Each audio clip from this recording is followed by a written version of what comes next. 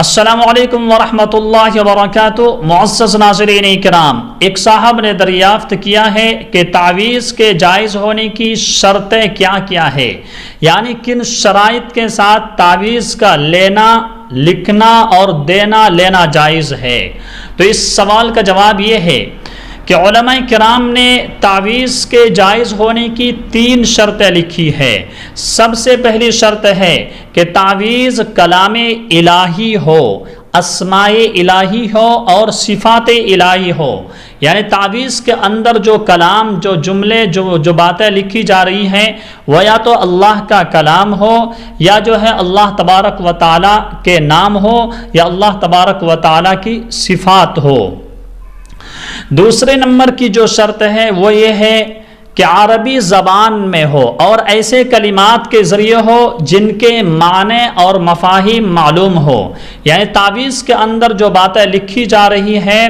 وہ عربی زبان میں ہو اور اس عربی زبان کے کلمات کے معنی بھی جو ہے معلوم ہو، مطلب بھی معلوم ہو کہ اس کے مطلب اور اس کے معنی کیا ہے۔ تیسرے نمبر کی شرط یہ ہے کہ تعویذ لینے سے عقیدہ یہ ہو کہ تعویذ جو ہے بذات خود جو ہے ہماری بیماری کو دفع کرنے والی، ہماری بیماری کو ختم کرنے والی نہیں ہے،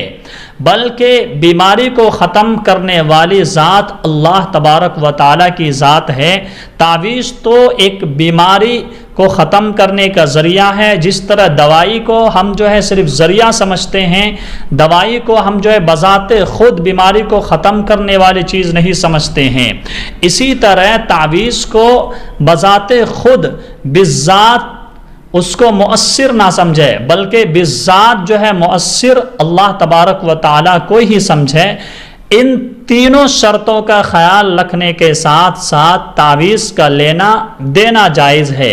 اگر ان 3 شرطوں میں سے کوئی ایک شرط بھی فوت ہو جائے، چھوٹ جائے، تو تعویذ کا دینا جائز نہیں ہے، حرام ہے۔